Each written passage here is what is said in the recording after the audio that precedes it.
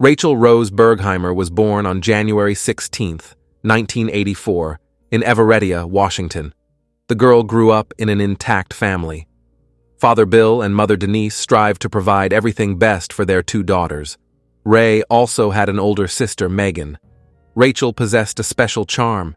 She was an attractive, sweet, and approachable young woman. From childhood, Ray participated in all sorts of athletic competitions and was one of the best at it. From an early age, the girl dreamed of becoming a veterinarian, as she deeply loved animals and always tried to help stray cats and dogs. The young woman had many friends. At school, Ray was quite popular, to such an extent that Father Bill even joked that he was his daughter's personal secretary. Friends constantly called on the phone and left messages for Rachel. During the time when the girl was 16 to 17 years old, she was studying in high school, and Rachel experienced more than one tragedy. Within just a year and a half, she lost 6 of her friends. One drowned, another accidentally got caught in a shootout, a third took his own life.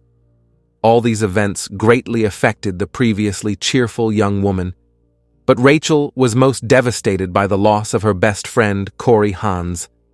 The young man died in a car accident. Rachel and Corey were very close. They behaved like brother and sister, and this grief broke the young woman. The family noticed how Rachel changed dramatically after her best friend's funeral. Ray no longer joked. She became less sociable and ambitious. She stopped making plans for the future. Eventually, by age 18, Rachel decided to drop out of school altogether. Instead, the young woman befriended questionable people, relationships that raised numerous concerns among her acquaintances and relatives. In 2001, Rachel found herself at a party where she met a guy named John Anderson. He was 2 years older than the young woman. John was also a member of a criminal gang. Sweet, well-mannered, sensible Rachel began associating with completely opposite types of people. A group of guys of various ages who had constant trouble with the law. Almost each of them had a criminal record. Robberies, assaults, prohibited substances. The group spent entire days being idle, drinking, and just wandering the streets. Surprisingly, however, the young woman enjoyed her new environment. She was aware of their dark dealings, but never personally participated in anything illegal. Rachel fully understood that her new crowd was very dangerous, so the young woman didn't tell her parents and sister about her new friends. One day, Rachel's father, Bill, received a phone bill for $140. The man was surprised. He assumed it was a mistake. But later it was discovered that Ray had been calling the local jail, where her boyfriend John Anderson was serving his sentence. John had been in custody for several months, but this didn't prevent the young man from keeping in touch with his sweetheart. They spoke on the phone, and John also wrote letters to Rachel. In the letters, the young man described his feelings in a very intense way. Here are several quotes. "You are my whole world. You make my heart beat. I don't think I could ever live without your love. You are special. I would kill 1,000,000 people just to be with you." In one of the letters, John wrote the phrase, "I love you," 33 times. Rachel had to confess that she had a boyfriend, and he was behind bars. Bill tried to discourage his daughter from this relationship. He attempted to explain that such romances never lead to anything good in the future. But the young and naive woman defended John. She saw much good in him and was convinced she could help her boyfriend become better. Megan, Rachel's sister, confided in their parents. Previously, she had noticed that Ray would come home with bruises on her body, and perhaps John was responsible for this. After some time, Rachel's parents decided to try to reason with their younger daughter with Megan's help. One evening, the two sisters began having a heart-to-heart talk. Ray admitted that John was extremely jealous of her. She would visit him in prison. During visits, John would smell her hair, smell her hands, trying to determine if Ray was seeing another man behind his back. In conversation with her sister, Rachel opened up. She broke down crying and admitted that these relationships indeed weighed heavily on her. Ultimately, The young woman decided to break up with John Anderson, acknowledging that this guy was dragging her down. The next day, the young woman informed John about the breakup. She started going to church again, began spending more time with family. One morning, stepping out onto the porch, her father saw his younger daughter. This was the old Rachel again. She was literally glowing. The joy of life had returned to the 18-year-old girl's eyes. Rachel shared good news with her father. Recently, she had met a guy named Maurice Rivas. He was also 18 years old. The young man was raised by his grandmother. It turned out that he too was a member of the gang that John Anderson belonged to. But the young man disliked his environment. Meeting Rachel inspired Morris to do good things. They agreed to return to school together and finish it. The young couple also discussed a future without troubled friends. Maurice asked Ray to help him pull through and become better. The young woman gladly agreed. The friendship with Maurice truly changed Rachel significantly. The young woman felt happy again. It seemed that everything had fallen into place. But that was until John Anderson was released from prison. The first meeting between John and Rachel led to the young people reconciling. They were in a relationship again. But this time, John treated the young woman dismissively. They would break up every day and seemingly make up the next. But everything was cyclical. At some point, Rachel again declared their breakup to John. Moreover, she started dating his friend. For John Anderson, this act amounted to betrayal. John began to hate his former girlfriend. He constantly spoke ill of her to his friends. He started accusing Rachel of allegedly telling their gang's secrets to other people. And over time, most members of the group also began to regard the young woman with suspicion. On September 23, 2002, Rachel Burkheimer was invited to a party. In reality, it was just a regular gang hangout at one of the houses, where young people were simply drinking and playing video games. Rachel was very happy to be invited. She planned to prove herself that evening. Lately, the young woman felt that her friends regarded her poorly. Ray wanted to prove to the guys that she hadn't done anything wrong toward them and remained loyal to their friendship. Around 3 p.m., Rachel, along with her boyfriend Maurice, entered the house where they had been invited earlier. The whole group was in the house. The guys were relaxing, fooling around, and drinking. For about an hour, Rachel, along with Maurice and other gang members, were having fun until John Anderson burst into the room. The young man, clearly intoxicated, started shouting and trying to start a fight. He struck one friend first, then another. Then John pulled out a weapon and everyone present realized the young man had lost control. Tension hung in the air. Rachel froze with fear. The young woman knew John well, knew how dangerous he was, and so she tried to quietly creep toward the door. John immediately realized that Rachel was trying to escape. He grabbed his ex by the hair and threw her to the floor. Suddenly, Rachel Rose heard the command, "Beat her." The young woman felt how literally everyone in the room attacked and started kicking her.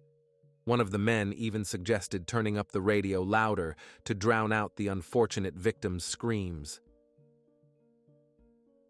It turned out that this was a trap. From the very beginning, this party had been carefully planned by John Anderson. The young man had planned this attack while still in prison, when Ray stopped responding to his calls and letters. That's when John became very angry. He persuaded his friend Maurice Rivas to gain his girlfriend's trust. John instructed Maurice to befriend Rachel so that through his friend he could have influence over his ex. Rachel completely trusted Maurice, considering him her friend. Therefore, the young woman wasn't afraid to be back in the bad company where her ex was. It turned out that all the guys had been friends for a very long time. Maurice had even been John's roommate for some time.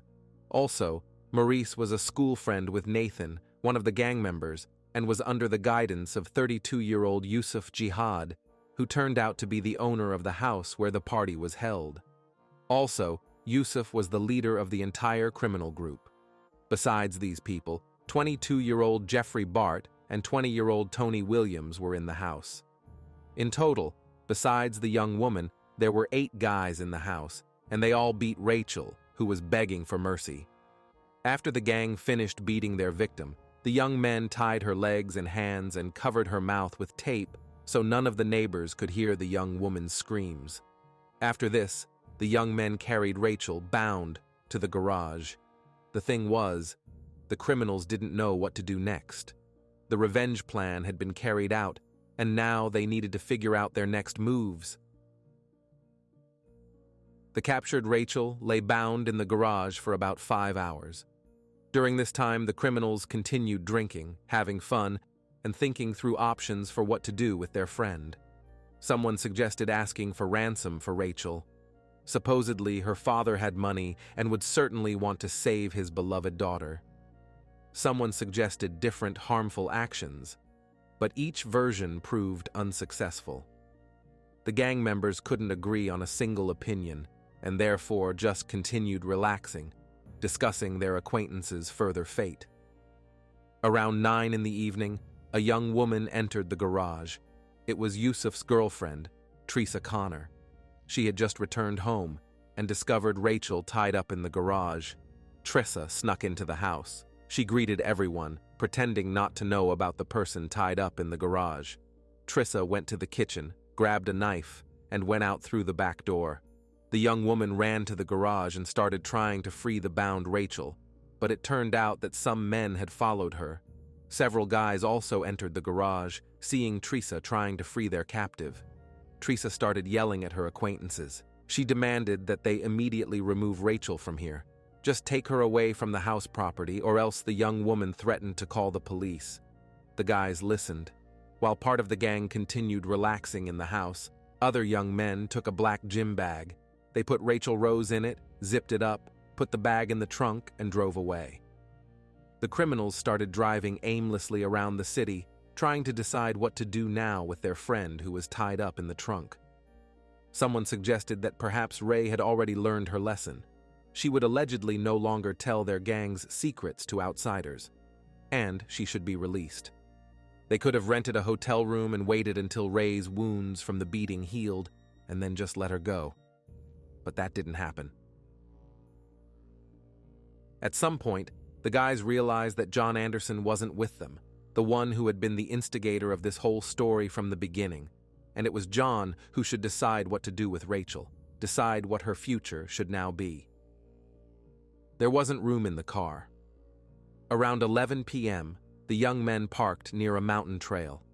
They took out the bag with Rachel Burkheimer, left Maurice to guard the victim.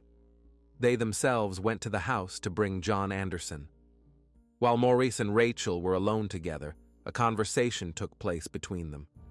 Maurice Rivas opened the bag's zipper, sat down nearby, and started comforting his girlfriend. Rachel begged to be released. She said her parents would pay as much money as needed. Ray sensed trouble, felt that they wanted to do something bad to her. She begged Maurice not to let them drown her. The young man sat nearby and waited for the other gang members.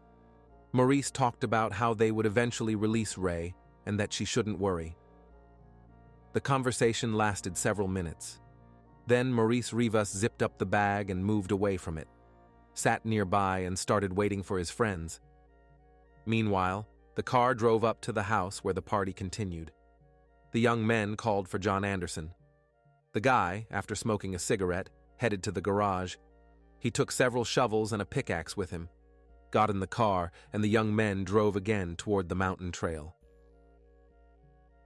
At the scene, John Anderson and John Whitaker began digging a hole. Maurice stayed by the car, and Anderson became angry about why Maurice wasn't helping dig. At one point, Rachel started crying and sounds began coming from the bag. An enraged John Anderson approached his former girlfriend and struck her with the shovel with all his force to silence her.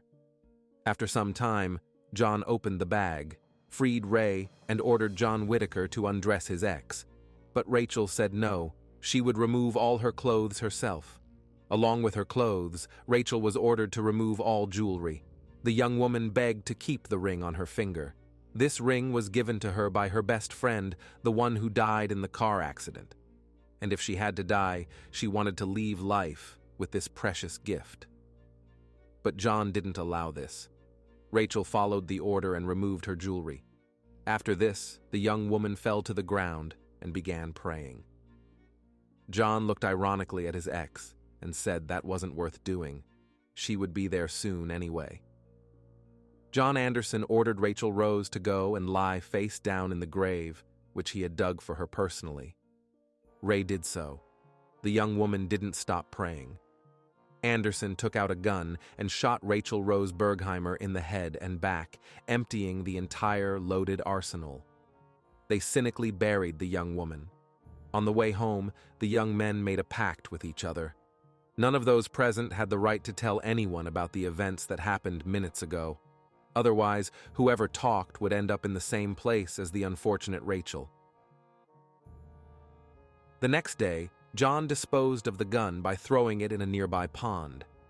The young men put the deceased girl's clothes and jewelry in a pillowcase, planning to burn them. After 2 days, Bill and Denise became worried about their daughter. Previously, the young woman could stay away from home for several days, but she always stayed in touch with them, but not this time. The next morning, the missing girl's parents contacted the police. Immediately, officers organized searches for the missing person. Posters were hung throughout the city. Rachel's disappearance was also announced on local television. Just a day later, interesting information emerged. The mother of one of the gang members, specifically 22-year-old Jeffrey Batau, called the police station. The woman knew well that Rachel was friends with her son and his friends. She reported that the guys often drove Matthew Dorham's car, and perhaps information about the Jeep might somehow help the investigation in searching for the missing girl. 17-year-old Matthew Dorham was immediately called to the station for questioning. They didn't beat around the bush with the young man. Matthew was told that if he confessed right now about where 18-year-old Rachel was, his sentence for informing would be significantly reduced. Matthew could anonymously, quietly, without publicity, tell the police the whole truth. In exchange, the young man was promised leniency. A sincere confession and help in solving the case would help him avoid severe punishment. And Matthew confessed to everything. 17-year-old Matthew turned in all his friends. The teenager described in detail each action of every gang member toward Rachel Rose, what each person's role was in the terrible murder. Since it was already dark on the day of the crime, Matthew showed the approximate burial site of the victim, and with the help of dogs, they managed to find Rachel's grave. The young woman was lying in the hole with folded hands, as she hadn't stopped praying until the last second. When police arrived at Yusuf's house with a search warrant, officers found the pillowcase with the victim's belongings there. They had tried to burn the personal items, but weren't able to do it completely. Everything that Matthew told at the police station matched reality. All 8 gang members who were involved in Rachel's murder were arrested that same day. Of the 8 guys, 5 made deals. They admitted their guilt in order to have the possibility of receiving a shorter sentence.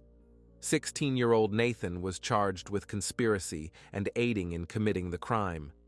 The young man didn't participate in the murder, so he spent only 30 days behind bars.